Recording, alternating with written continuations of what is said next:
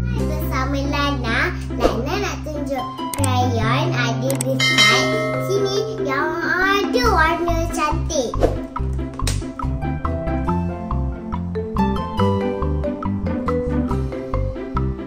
So dalam warna ni ada macam-macam color cantik. Ada 48 semuanya. Lana nak tunjuk cara guna dia.